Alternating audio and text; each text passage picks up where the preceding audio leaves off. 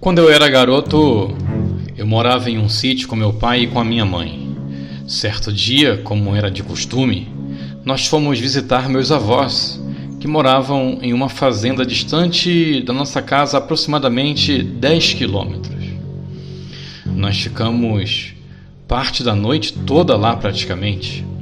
E quando foi por volta das 11h30 da noite, papai e mamãe decidiram que era hora de ir embora.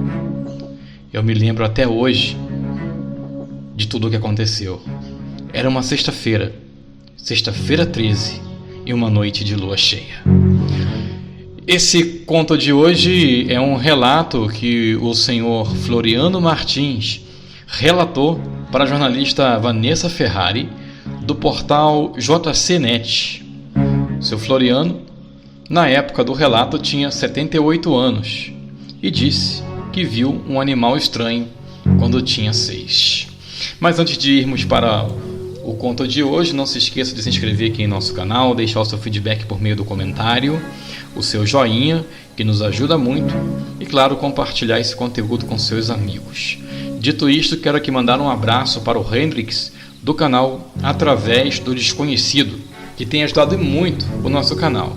Dito isso, agora sim, vamos para mais um podcast aqui na Trilha do Terror.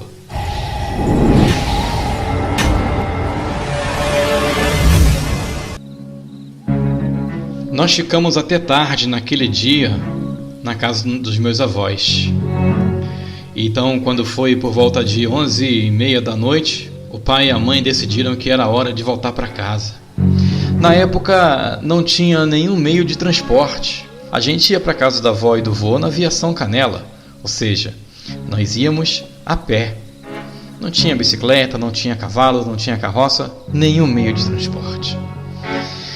Naquele caminho escuro, naquele sítio, a certa altura daquela estrada, percebemos que algo estranho estava acontecendo, uma atmosfera sombria nos rodeava. A gente sentiu que estava sendo seguidos. Então meu pai parou e olhou para trás. Também olhamos para trás, eu e minha mãe. E quando olhamos para trás, vimos uma coisa que nos fez arrepiar da ponta do pé até o último fio de cabelo da cabeça. Gente, era um cavalo branco, grande e brilhante como o sol, tão reluzente que chegava a doer a vista de tanto olhar para ele. Aquele cavalo usava um freio e caminhava sem pressa em nosso encalço. Ficamos com medo, terrivelmente apavorados.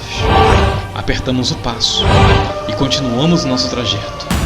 Percebemos que aquele animal também continuou a nos seguir. Mas o que era curioso é que sempre mantinha uma distância de aproximadamente 50 metros.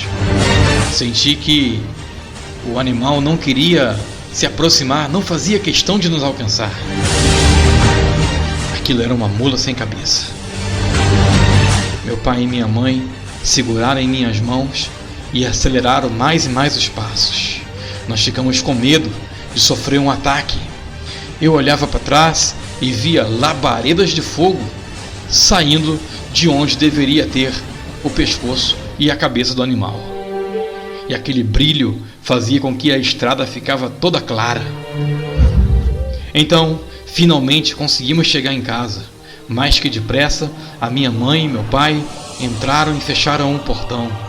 Antes de adentrarmos de porta dentro, olhamos pela última vez para trás e a mula havia desaparecido. Até hoje, eu não sei o que ela queria com a gente. Só sei que foi uma noite de muito medo e terror. Depois daquele dia, meus pais nunca mais vieram tarde da casa dos meus avós e nem mais faziam questão de perambular pela noite. O máximo que a gente andava nas ruas era até às 8 da noite. Ficamos com muito medo. Dizem que a mula sem cabeça é uma mulher que sofreu uma maldição porque se apaixonou por um padre. E como castigo por seu pecado, ela foi condenada a viver em forma de cavalo e sem cabeça. Conta-se ainda que o único jeito de libertá-la é tirando o seu cabresto.